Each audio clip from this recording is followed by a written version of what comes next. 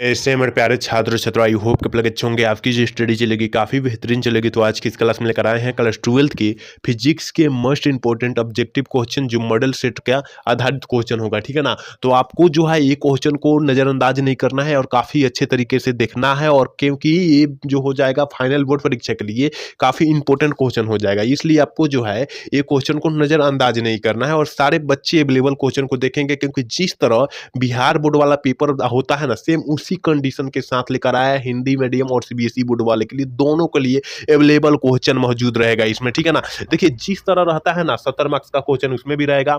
Physics यानी model set वाला है और 3 घंटा 15 मिनट का टाइम, सेम उसी कंडीशन के साथ यहाँ अपना कंडीशन पढ़ सकते हैं यहाँ पर, ठीक है ना। कि क्या लेकर नहीं लेकर जाना है, क्योंकि इलेक्ट्रॉनिक सामान ले जाना वर्जित है, ठीक है ना। तो यहाँ सारे वो सब अवेलेबल क्वेश्चन को लिखा गया है, मतलब जिस तरह सेम रहता है उसी तरह, ठीक है। चलिए हम 1 नंबर क्वेश्चन देख लेंगे। यहाँ पर देखिए कह रहा है ना, कह रहा है, देखिए काफी इंपॉर्टेंट क्वेश्चन होगा। यहाँ 35 ही मारना है, ठीक है ना, 35 मारना है, याद रखिएगा। कह रहा है कि किसी आवेशित खोखले गोले के अंदर जो होती है विद्युत क्षेत्र जो होता है क्या होता है। हमने काफी बार बतलाया है। देखिए जो प्रश्न है ना मॉडल सेट से आधारित प्रश्न है, और याद रखिएगा, और बिहार बोर्ड जिस पेपर में पूछता है सेम उसी पेपर वाला पेपर है, क्वेश्चन है, ठीक है ना। तो याद रखिएगा कि विद्युत क्षेत्र क्या होता है, कह रहा है ना अंदर विद्युत क्षेत्र होता है। क्या होता है हमने बतलाया कि कह देगा किसी आवेशित खोखले गोले के अंदर, कह देगा ना। मान लीजिए ये हो गया, एक खोखला हो गया, ठीक है ना, एक खोखला, इसके बीचे वाला सब अंदर खोखला है।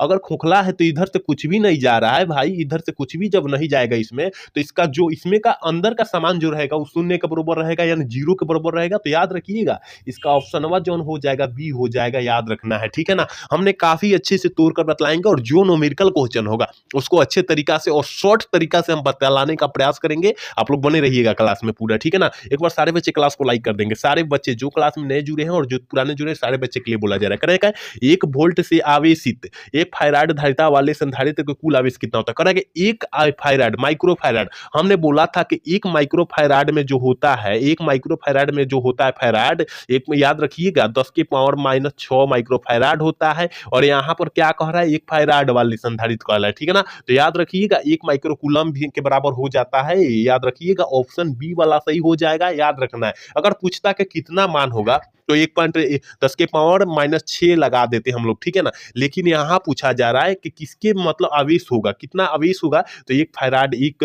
कूलम आवेश के, माइक्रो कूलम आवेश के जो होता है क्या हो जाता है, आवेश के बराबर हो जाता है, याद रखना है आपको, ठीक है। यहाँ सीबीएसई बोर्ड वाले अपना क्वेश्चन अवेलेबल देख लेंगे भाई, ठीक है। चलिए क्वेश्चन नंबर 3 कह रहा है ना, कह रहा है कि धारावाही चालक के अंदर इलेक्ट्रॉन की गति क्या होती है। फिर वही प्रश्न आ गया कि धारावाही चालक के अंदर इलेक्ट्रॉन की गति जो होती है क्या होती है। हमने काफी बार बतलाया है कि अवमंदित होती है, ऑप्शन डी वाला सही हो जाएगा। क्योंकि धारावाही चालक के अंदर की बात किया जा रहा है, तो यहाँ पर अगर शून्य होता तो शून्य मारते, ठीक है ना। तो यहाँ धारा की गति कह दे रहा है, गति नहीं दिया होता वहां पर, ठीक है ना। अगर नहीं दिया होता शून्य हम लोग मार देते, याद रखिएगा, ठीक है। 4 नंबर क्वेश्चन करें कि किलोवाट घंटा किसका मात्रक है। हमने काफी बार बतलाया है मेरे भाई कि किलोवाट घंटा जो मात्रक होता है ऊर्जा का मात्रक होता है। तो ऊर्जा तो कहीं दिया नहीं है, लेकिन विद्युत ऊर्जा तो दिया है ना, ऑप्शन बी वाला सही टिक कर देंगे। क्योंकि शॉर्ट में हम लोग ऊर्जा लिख देते हैं, विद्युत ऊर्जा होता है लेकिन ऊर्जा हम लोग लिख देते हैं, ठीक है ना। तो याद रखिएगा ऑप्शन बी वाला सही टिक कर देंगे। और सारा इंपोर्टेंट क्वेश्चन होगा 2025 के परीक्षा के व्यू से, तो आपको जो है एक भी प्रश्न को नजरअंदाज नहीं करना है। चलिए क्वेश्चन नंबर 5 क्या कर रहे हैं, लेंज क्या नियम का संरक्षण सिद्धांत किससे संबंधित है। ये भी काफी इंपॉर्टेंट प्रश्न है। हमने काफी बार बतलाया है कि लेंज का नियम का संरक्षण सिद्धांत जो संबंधित है ना, ऊर्जा संरक्षण सिद्धांत से संबंधित है। ऑप्शन सी वाला सही हम लोग टिक कर देंगे, ठीक है। चलिए क्वेश्चन नंबर 6 क्या कह रहा है, और 6 नंबर क्वेश्चन काफी इंपॉर्टेंट है फाइनल बोर्ड परीक्षा के लिए, ठीक है ना। कह रहा है कि मुक्त आकाश का परावैद्युतांक कितना होता है। हमने काफी बार क्लास में चर्चा किया था भाई कि मुक्त आकाश का परावैद्युतांक जो होता है 8.85 × 10 के पावर कितना होता है, 12 FM इनवर्स होता है। याद रखिएगा ऑप्शन सी वाला सही कर देंगे, क्योंकि हमने काफी बार ये बोला था, ठीक है। चलिए क्वेश्चन नंबर 7 क्या कर रहा है, और 7 नंबर क्वेश्चन को तो हमें तूर कर बतलाना ही होगा। कह रहा है ना ये तूर कर बतलाएंगे, हम पूरा समझा कर बतलाएंगे, अच्छे से आप लोग देखिएगा। कह रहा है ना कि 50 माइक्रोफैराड धारिता वाला संधारित्र 10 वोल्ट विभवांतर तक आवेशित किया जाता है, इसका संधारित्र ऊर्जा जो होगी क्या हो जाएगी। हम काफी अच्छे से इसको तूर कर बतलाने का प्रयास करेंगे, आप लोग समझने का प्रयास कीजिएगा, ठीक है।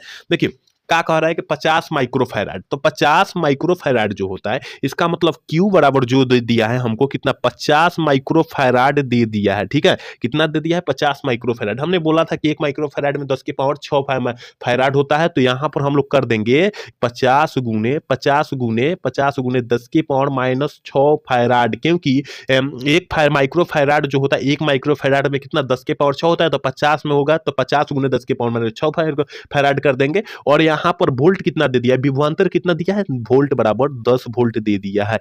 अब एक हम लोग फॉर्मूला पढ़े थे भैया कि एक फॉर्मूला पढ़े थे ई बराबर, ठीक है ना, ई बराबर, क्योंकि यहाँ ऊर्जा पूछा जा रहा है, ई बराबर 1/2 गुने 10 के 1/2 गुने सी गुने वी स्क्वायर होता है। ठीक है ना, हमने फॉर्मूला पढ़ा था। ठीक है ना, तो याद रखिएगा 1/2 गुने और सी का मानवा कूलम का मानवा कितना दिया है 50 गुने 10 के पावर 6 माइक्रोफैराड दिया। ठीक है, और यहाँ पर भी का मान कितना दिया है 10। तो 10 यहाँ पर स्क्वायर है, क्योंकि यहाँ पर सूत्र में क्या है स्क्वायर, तो स्क्वायर हम लोग लगा देंगे, याद रखिएगा। ठीक है, अब यहाँ हम लोग 2 से इसको काट देंगे। ठीक है, यहाँ 2 से काट देंगे तो कितना हो जाएगा 25 हो जाएगा। ठीक है, 25 गुने कितना हो जाएगा 10 के पावर -6 गुने 10 के पावर कितना हो जाएगा स्क्वायर हो जाएगा, 10 के स्क्वायर हो जाएगा। यहाँ स्क्रीनशॉट इसको मार लीजिए, हम क्योंकि मिटाने वाले हैं, जगह कम है। ठीक है ना, स्क्रीनशॉट मार सकते हैं, इसे जल्दी से मार लीजिए या समझ लीजिए या कॉपी पर नोट कर लीजिए, जल्दी से मार लीजिए आप लोग। ठीक है ना, तो यहाँ पर हम लोग क्या आ गया, देखिए कितना लिखा था 25 गुने 10 के पावर -6 लिखे थे और गुने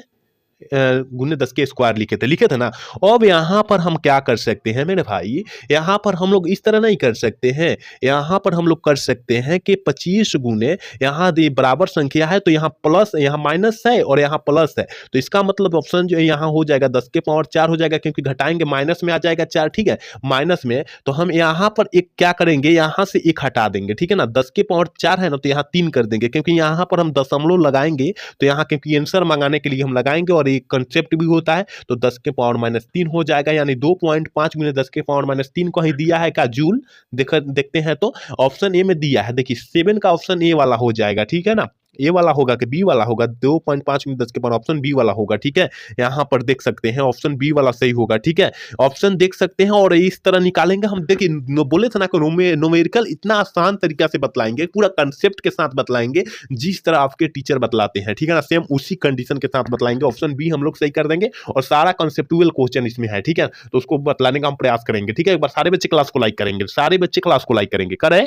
वांडेग्राफ जनरेटर एक मशीन है जिसके द्वारा उत्पन्न किया जा सकता है। हम लोग क्या उत्पन्न कर सकते हैं, हमने बोला था उच्च वोल्टता यानी हाई वोल्टता, और क्या बोला था उच्च वोल्टता, और क्या उच्च धारा भी होता है। इसका मतलब ऑप्शन जो हो जाएगा उच्च धारा नहीं होगा भाई, उच्च वोल्टता होता है, याद रखिएगा। ऑप्शन बी ही सही हो जाएगा। ठीक है, 8 का ऑप्शन बी हम लोग सही कर देंगे। चलिए 9 नंबर क्वेश्चन कह रहा है, देखिए 9 नंबर क्वेश्चन क्या कह रहा है, कह रहा है कि ये भी हम समझाकर बतलाएंगे। कह रहा है कि एक तार में 1 एम्पीयर धारा प्रवाहित हो रही है, इलेक्ट्रॉन का आवेश 1.6 गुना 10 के पावर -19 कूलम है, तो तार की काट के प्रति सेकंड प्रवाहित इलेक्ट्रॉन की संख्या क्या हो जाएगी। हमने काफी अच्छे तरीका से इसको समझाएंगे, आप लोग समझने का प्रयास कीजिएगा। ठीक है, चलिए हम समझाने का प्रयास करें। देखिए हमने एक फॉर्मूला इसका हम लोग पढ़े होंगे, चाहे आपके सर जी पढ़ाए होंगे। ठीक है, आई बराबर NE/T, एक फॉर्मूला आपके सर पढ़ाए होंगे, याद रखिएगा। ठीक है ना, आपके सर पढ़ाए होंगे, आप लोग ध्यान नहीं दिए होंगे। तो एन बराबर हम लोग क्या करेंगे, एन बराबर इस तरह नहीं कर देंगे। जब हम लोग का आंसर मंगाना है, जब एन इधर आ गया तो आई गुने T/E नहीं हो जाएगा, इस तरह कंसेप्टुअल नहीं हो जाएगा। जब एन यहाँ पर आएगा तो यहाँ पर आई चला जाएगा गुना में, और फिर टी भी गुना में चल जाएगा, और ई जो है जाएगा बाटा में आ जाएगा। ध्यान दीजिएगा मेरे भाई, ठीक है ना, यहाँ ध्यान दीजिएगा क्योंकि कंसेप्टुअल क्वेश्चन है। फिर एन बराबर लिखेंगे और कितना कह रहा है, तार में धारा कह रहा है, तो धारा कितना 1 एम्पीयर की, यानी आई जो बह रही है 1 गुने, और क्या कह रहा है कि प्रवाहित हो रहे इलेक्ट्रॉन के आवेश पर इतना है, और प्रति सेकंड यहाँ पर प्रति यानी 1 सेकंड में कितना हो रहा है, और आवेश जो ई का मानवा दिया है कितना दे दिया है 1.6 गुने 10 के पावर 19 कूलम दे दिया है। आप लोग अच्छे से इसको देखिएगा क्योंकि यहाँ कंसेप्टुअल क्वेश्चन है। यहाँ पर जब गुना करेंगे एक में से उतना ही हो जाएगा, तो 1.6 गुने 10 के पावर 19 यहाँ बाटा में प्लस में आ जाएगा क्योंकि हमें ऊपर भेज दिए हैं, हमने ऊपर भेज दिया है, तो यहाँ पर प्लस में हो जाएगा। तो इसको स्क्रीनशॉट मार सकते हैं क्योंकि हम जो है इसे मिटाने वाले हैं, अपने कॉपी पर लिख सकते हैं, नोट कर सकते हैं, ठीक है। हम मिटाने वाले हैं। देखिए हमने क्या लिखा, 1.6 × 10 के पावर प्लस में 19 लिखा, ठीक है, प्लस में 19 लिखा। तो इस तरह हम लोग किस तरह अब लिख सकते हैं इसे। अब देखिए यहाँ पर हम लोग यहाँ पर जब करेंगे तो यहाँ पर इसको जो है यहाँ पर 10 लिख देंगे, ठीक है। और यहाँ पर जब 19 है तो यहाँ पर एक जो 10 यहाँ आ गया तो यहाँ 18 ही ना बचेगा, तो 18 लिख देंगे और 1.6 गुने यहाँ पर लिख देंगे। अब जब 1.6 में या 10 में भाग देंगे ना तो इसका आंसर जो आ जाएगा इक्वल के भाग देंगे तो 6.25 × 10 के पावर कितना हो जाएगा, 18 आ जाएगा, 18 आ जाएगा। तो देख लीजिए इसका आंसर कहाँ है कि 2.6 × 10 के पावर 18 कहाँ दिया है, ऑप्शन बी वाला में दिया, ऑप्शन बी वाला हम लोग सही कर देंगे। देख लीजिए कितना आसान तरीका से हम समझाने का प्रयास कीजिए। देखिए हाँ, अगर क्लास पसंद आ रहा है तो आप लोग लाइक जरूर कीजिए, लाइक का बरसात कर दीजिए और सब्सक्राइब का भी बरसात कर दीजिए, ठीक है। चलिए अब क्वेश्चन नंबर 10 की तरफ बढ़ेंगे। 10 नंबर क्वेश्चन का डायनेमो का कार्य का सिद्धांत किस पर आधारित होता है, तो हमने बतलाया है भाई वो विद्युत चुंबकीय प्रेरण पर कार्य करता है, ऑप्शन बी हो जाएगा। चलिए क्वेश्चन नंबर 11 क्या कर रहा है कि यह एवी कंसेप्चुअल क्वेश्चन है, कह रहा है कि समरूप बूंदे 64 समरूप बूंदे जिसके प्रत्येक की धारिता 5 माइक्रोफैराड मिलकर एक बड़ा बूंद बनाती है, बड़े बूंद की धारिता क्या हो जाएगी। यहाँ हम एक ट्रिक बतलाएंगे आपको, हम यहाँ एक ट्रिक बतलाएंगे। हमने बोला था कि 64 का घनमूल, वर्गमूल नहीं घनमूल पूछा जा रहा है यहाँ पर, ठीक है ना। 64 का घनमूल कर दीजिए, यहाँ पर 64 का घनमूल कर दीजिए, 64 हो गया, ठीक है। 64 का घनमूल जब करेंगे तो यहाँ पर देखिए 4 × 4 × 4 मतलब 4 चुका 16 और 16 चुका 64 हो गया, यहाँ घनमूल हो गया। तो इसमें से 4 कितना निकल जाएगा, 1 4 निकल जाएगा, ठीक है। यहाँ 4 गुने कर दीजिए, ठीक है। और धारिता कितना करे, 5 माइक्रोफैराड करे, 5 लिख दीजिए। इसका मतलब यहाँ 20 हो जाएगा, 20 माइक्रोफैराड आंसर कहीं है क्या, देखिए ऑप्शन सी में है, ऑप्शन सी हो जाएगा। हमने बोला था कंसेप्चुअल क्वेश्चन होगा, उसको बतलाएंगे और ट्रिक से भी कुछ बतलाएंगे, ठीक है। तो याद रखिएगा, ये ट्रिक याद रखिएगा क्योंकि रामबन ट्रिक है, ठीक है। यहाँ पर 125 अगर रहता तो क्या करते, 125 का घनमूल करते थे, 5 × 5 × 5 कर देते, और यहाँ 5 × 5 इसका मतलब 25 आंसर आ जाता। तो याद रखिएगा, अच्छे तरीका से याद रखिएगा, ठीक है। याद रखिएगा ऑप्शन बी सी हो जाएगा। चलिए कह रहा है ना, कह रहा है 12 नंबर क्वेश्चन के प्रकाश के एक माध्यम से दूसरे माध्यम में प्रवेश करने का अक्षर हो रहता है, किस पर अक्षर रहता है, तो याद रखिएगा 12 का ऑप्शन ये हो जाएगा, आवृत्ति पर अक्षर रहता है। चलिए क्वेश्चन नंबर 13 क्या कर रहा है, कह रहा है ना कि पांच प्रतिरोध यहाँ कर है, 5 प्रतिरोध एक तार में जिसका विभवांतर 7 वोल्ट 20 वोल्ट मीटर तक प्रवाहित होती है, उत्पन्न धारा क्या हो जाएगा, 2800 कैलोरी हो जाएगा, ऑप्शन डी वाला सही हो जाएगा, ठीक है। चलिए क्वेश्चन नंबर 14 क्या करे, प्रतिघात का ईसाई मात्रक क्या होता है, देखिए प्रतिघात का है या प्रतिबाधा का है, उसका ईसाई मात्रक जो होता है ओम हो जाता है, याद रखिएगा आप लोग, ऑप्शन बी हम लोग टिक कर देंगे। याद रखना है आपको, एक भी क्वेश्चन को नजरअंदाज नहीं करना है और सारे क्वेश्चन को काफी अच्छे तरीके से देखने का प्रयास करना है, ठीक है। चलिए 15 नंबर क्वेश्चन करें कि यौगिक सूक्ष्मदर्शी की लंबाई बढ़ाने की इसकी आवर्धन क्षमता जो होती है क्या हो जाती है, तो याद रखिएगा 15 का ऑप्शन जो हो जाएगा बी हो जाएगा, इंक्रीज हो जाती है, ऑप्शन बी वाला हम लोग सही कर देंगे, ठीक है। चलिए क्वेश्चन नंबर 16 क्या करें, एक प्रिज्म में से गुजरती प्रकाश किरणें के लिए आपतन कोण I1 तथा आप निर्गत कोण I2 है, तो निर्गत के माध्यम का होता है क्या, I1 का मान 12 होगा, I2 से ऑप्शन जो हो जाएगा बी हम लोग टिक कर देंगे, याद रखिएगा, ठीक है। सारा इंपोर्टेंट क्वेश्चन है 2025 के परीक्षा के भी से, और जिस तरह ये बिहार बोर्ड वाला पेपर हम पूछा जाता है ना, सेम उसी पेपर के साथ आपको लाए हैं हम, ठीक है ना। तो आप लोग अच्छे से क्वेश्चन को देखने का प्रयास कीजिएगा, यहाँ पर भी हम बतलाने का प्रयास करेंगे। 25 का दार्शनिक संख्या, द्विधारी संख्या, और एक बिहार बोर्ड में काफी बार पूछा भी है, तो याद रखिएगा 25 यहाँ लिखिए, 25 लिख दिए। अब यहाँ पर अब हम 2 से काटेंगे, 2 से काटेंगे तो कितना हो जाएगा, यहाँ पर 12 दूना 24, यानी यहाँ पर 1 होगा, और यहाँ फिर 2 से काटेंगे तो 6 हो जाएगा, यहाँ 0 हो जाएगा, फिर यहाँ 2 से काटेंगे तो यहाँ 0 हो जाएगा, यहाँ 3 हो जाएगा, फिर यहाँ 2 से काटेंगे तो यहाँ पर जो हो जाएगा 1 हो जाएगा, और यहाँ पर भी 1 हो जाएगा, यानी 1 1 डबल 0 1 हो जाएगा, यानी नीचे से हम लोग ऊपर जाएंगे, ठीक है, नीचे से ऊपर जाएंगे। याद रखिएगा, इसका होल 2 लगा दीजिए, कहीं ऑप्शन दिखाई दे रहा है क्या, देखिए हमारा ऑप्शन जो हो जाएगा बी में दिखाई दे रहा है, दिखाई दे रहा है ना, ऑप्शन बी वाला टिक कर देंगे। उम्मीद करते हैं समझ में आ गया होगा। देखिए कि जितना जल्दी समझ में आता है ना, उतना ही जल्दी बच्चे भूल जाते हैं, इसे तो भूलना नहीं है, ठीक है। चलिए क्वेश्चन नंबर 18 देखते हैं, और 18 नंबर क्वेश्चन करें, यदि एक गोले पर आवेश 10 माइक्रोफैराड हो तो उसकी सतह पर विद्युत विभव फ्लक्स जो हो जाएगा कितना हो जाएगा, तो याद रखिएगा 18 का ऑप्शन डी हो जाएगा, 36 पाई गुने 10 के पावर 4 न्यूटन इनवर्स इतना होता है, ऑप्शन डी वाला सही टिक कर देंगे, ठीक है। चलिए क्वेश्चन में 12 क्या करें कि हाइड्रोजन स्पेक्ट्रम की कौन सी श्रेणी में रखते हैं, हमने काफी बार बतलाया है कि हाइड्रोजन स्पेक्ट्रम की जो श्रेणी होता है बामर श्रेणी होता है, ऑप्शन डी वाला सही हो जाएगा, ठीक है। चलिए क्वेश्चन नंबर 20 क्या कह रहा है ना, प्रकाश किरण तिरछे कोण कर मुड़ने की घटना को हम लोग क्या कहते हैं? विवर्तन कहते हैं। ऑप्शन ए वाला सही हो जाएगा। आप लोग एक भी क्वेश्चन को नजरअंदाज न करें और सारे क्वेश्चन को किसी हाल में पढ़ने का प्रयास करें, देखने का प्रयास करें। करें के नीचे दिए गए परिमेय खंड में ए और बी के बीच का समतुल्य धारिता क्या हो जाएगा? समतुल्य धारिता पूछा जा रहा है तो याद रखिएगा 20/9 हो जाएगा, याद रखना है ऑप्शन सी हो जाएगा। और ये प्रश्न बिहार बोर्ड में कतई नहीं पूछा जाएगा, इसी आधार पर पूछा जाएगा, लेकिन एक कतई नहीं पूछा जाएगा, कंसेप्चुअल क्वेश्चन है, ठीक है। चलिए क्वेश्चन नंबर 22 कह रहा है ना, चुंबक की ज्यामितीय लंबाई एल जी तथा चुंबकीय लंबाई एल एम के संबंध होता है। हमने बोला था एल एम बराबर 5/6 एल जी हो जाएगा। ऑप्शन डी वाला सही हो जाएगा क्योंकि ये 2024 में पूछा भी गया है प्रश्न, ठीक है। चलिए क्वेश्चन नंबर 23 क्या करेंगे, पानी तथा कांच अपवर्तनांक क्रमशः 3/2 और एवं 4/3 कांच के पानी का डूबी है तो प्रकाश का कोण के लिए क्रांति कोण देखिए इस तरह हो जाएगा 2/3 और 4/3। अब इसको ले जाएंगे, जब इसको ले जाएंगे कहाँ 2/3 गुने 4 बट्टा कितना हो जाएगा, यहाँ पर 3/4 हो जाएगा, यानी 4×4 = 12 और कितना हो जाएगा 3×3 = 9 और 3×3 = 9 ना हो जाएगा, 3×3 = 9 हो जाएगा, यानी देखिए 3/2 गुने 4 बट्टा कितना 3/4 हो जाएगा, 3×3 = 9/8 कितना कहाँ दिया है, कहाँ दिया है तो ऑप्शन डी में दिखाई दे रहा है। ऑप्शन डी यहाँ 9 बटा ना, ऑप्शन कहाँ, ऑप्शन ए में दिखाई दे रहा है। ऑप्शन ए वाला हम लोग टिक कर देंगे, ठीक है। आप लोग अच्छे से देखिएगा क्योंकि हम थोड़ी सी फास्ट बतला रहे हैं ना, याद रखिएगा। चलिए क्वेश्चन नंबर 24 का है कि यंग के द्विक छिद्र प्रयोग में यदि प्रकाश का तरंग दैर्ध्य दुगुनी कर दिया जाए तो फ्रिज की चौड़ाई जो हो जाएगी वो क्या हो जाएगी, 24 का ऑप्शन बी हो जाएगा, दुगुनी हो जाएगी। चलिए क्वेश्चन नंबर 25 क्या कह रहा है, कह रहा है कि एक उत्तल लेंस से 20 cm की दूरी पर रखी एक वस्तु 3 गुनी आवर्धित तो काल्पनिक प्रतिबिंब बनेगा तो फोकस दूरी क्या हो जाएगी। और ये फाइनल बोर्ड परीक्षा में नहीं पूछा जाएगा क्योंकि ऐसा प्रश्न पूछा जाएगा लेकिन ये ऑप्शन चेंज करके पूछा जाएगा, याद रखिएगा। तो 25 का ऑप्शन क्या हो जाएगा, 25 का ऑप्शन हम लोग वी टी कर देंगे, ठीक है, ऑप्शन वी टी कर देंगे 36 cm। चलिए 26 नंबर क्वेश्चन कह रहे हैं कि LCR से बद्ध में LCR परिपथ में अनुवाद होने का लिए आवश्यक होता है, क्या होता है, ऑप्शन क्या हो जाएगा, ये वाला सही हो जाएगा।